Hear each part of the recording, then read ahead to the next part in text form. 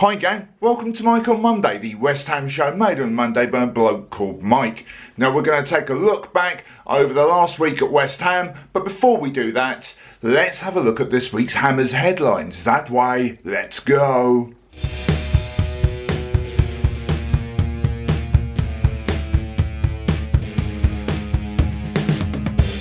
Thanks Mike. The Hammers headlines this week.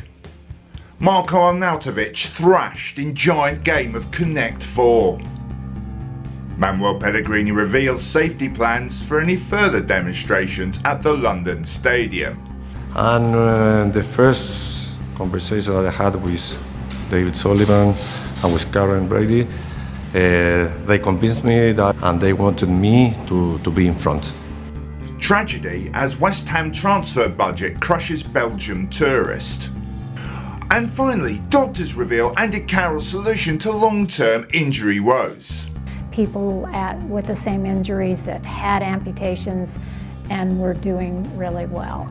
And that's the Hammers headlines this week. Mike. Thanks, Mike. Well, most of last week was focused, of course, on the transfer window. The closing day was Thursday. Our well kind of promoted and trailed signings arrived. Lucas Perez, I think we all knew he was coming from Arsenal, and defensive midfielder Carlos Sanchez arrived. And completing for me what I think was one of the best transfer windows ever by a West Ham team. Some really good business there, some really good players. Entertainingly though on the day, there was a last minute trolley dash around Europe by Fulham and Everton, which was a lot of fun to watch if nothing else. Now, most of our weekend now was focused on the game, though on Saturday there were rumours online. Apparently Jack Wilshere is a bit of a man for the ladies, and it doesn't matter how well signposted the gents are. Sunday rolled round, match day. Now, there is a lot of excitement about the first game of the season because we've had at least like 4 weeks with no football since the World Cup ended, and a long time since West Ham did anything. And obviously we've got loads and loads of new toys / players to play with, and we're all excited, but it was an improbable mission impossible, if you know what I mean, because we were, thank you very much to the people who do the fixtures, because, you know, like last year we ended up away at Man United and lost 4-0, and this time we were away at Liverpool and lost 4-0. And while that defeat did feel inevitable, it was still, with that much build-up, the biggest disappointment since George Lucas made Phantom Menace. Now, after one defeat, this is not a time to overreact. West Ham,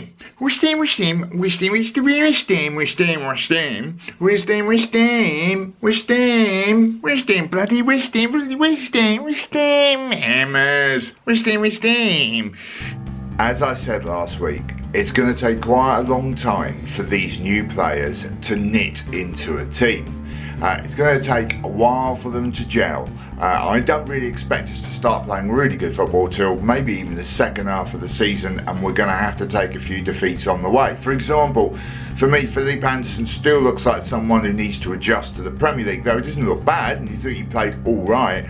But the only way he's going to be able to adjust to the Premier League is if he's played and allowed the time to get used to it. There are a few players on the field on Sunday who just looked nervous and a little unsure of what they were doing. Declan Rice being one, for example, and a few people who really maybe shouldn't be, I don't know, played. But largely, this is not a time to panic. We were always going to lose to Liverpool.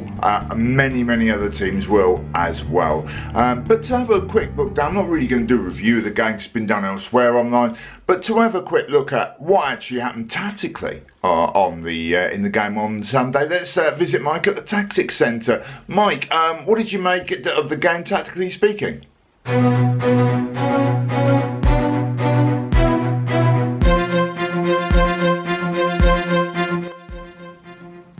Thanks, Mike.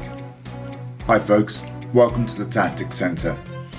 Now on Sunday, West Ham United travelled to Liverpool Football Club for the opening game of the Premier League season.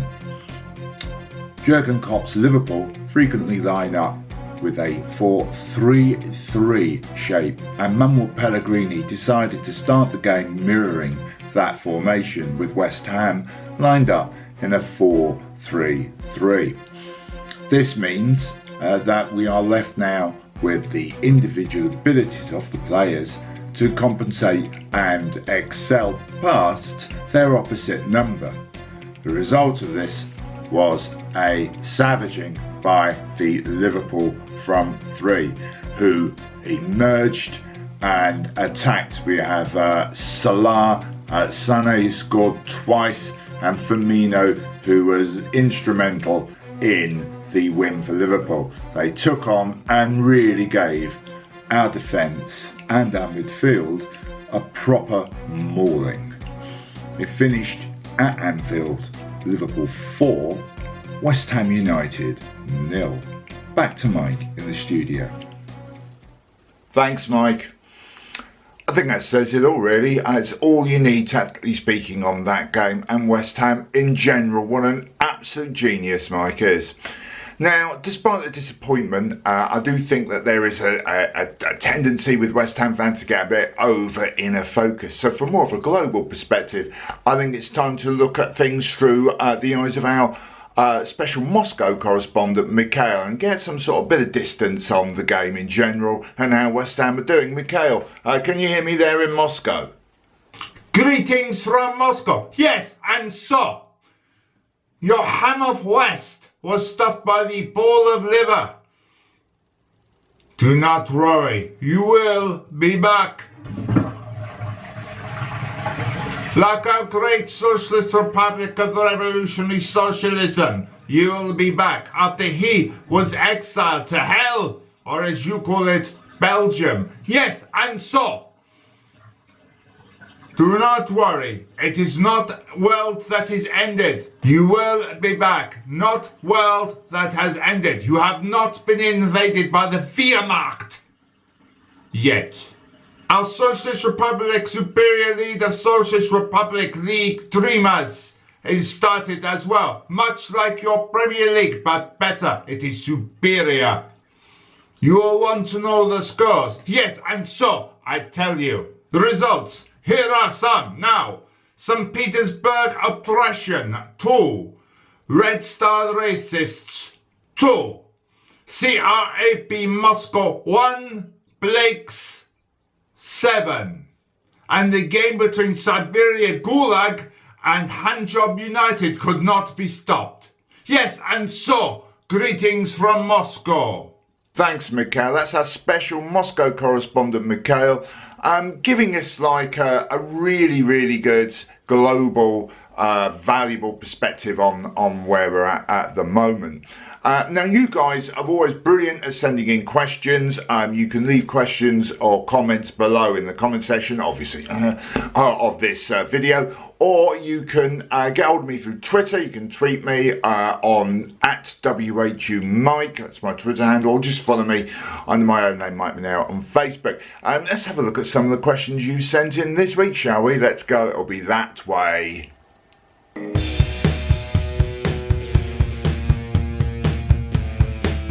Once again, gangs, thanks so much for those questions. Do let me know if you've got any in the comments below. Our first question today comes from somebody who asked a question last week, Jack Hammer, the wonderfully named Jack Hammer. He asks, if you could have any superpower in the world, what would it be? It's a tricky one, actually, Jack. I think I would go for Cold War Russia. They were a superpower to be reckoned with, and I just love the uniforms. They're kind of my sort of thing, the uniforms. But thanks for that question. Our next question comes from Mike Stringer. He asked a football-related one. Yay! Do you think there is anyone we missed out on in the transfer window? Well, clearly, Mike, the entire Liverpool team. If we could have signed them, then we probably would have won 4-0. So, no, I'm joking. Not really. We spent a lot of money. We've brought in some good players. We've yet, obviously, to really see them get going. But I do think that they will work out in the long run. I think probably the most important thing, people we signed in the transfer window are Pellegrini and Huselos.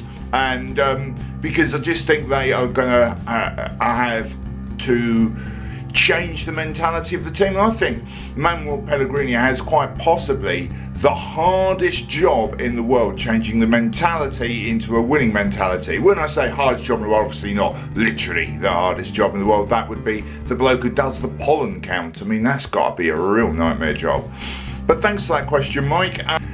Our next question is from Ryan B. I want about regular question and answers, not Ryan A or Ryan C, D, E, F or G. It's Ryan B. Not that I have anything against Ryan A, C, D, E, F or G. They're all wonderful people. But Ryan B's asked a great question for us. Why are there so many silent letters in the English language? It drives me mad. First of all, let me quickly explain that I am really good friends with 25 of the letters in the alphabet. I don't know why, but the whole thing with the silent letter thing drives me potty, and I'll tell you why. Because I'm quite dyslexic, and all you need is to add unnecessary letters into a word just to really make it hum. They're not even serving any purpose. I mean, I doubt, there you go, that it makes any real sense for them to be there. It's just there to trip people like me up who have a problem spelling anyway. And I just think they're really annoying and serve no purpose. I do think we've missed a trick somewhere, because what would be really useful are silent numbers. Now think how handy a silent number would be. You could go see a friend and go, oh, you know, you lent me £95 last week. Well, I've come to repay you, but the 9 is silent, so here's a £5. I just think that would just work really well for me, and I'm all for silent numbers, and I think we should start introducing them now.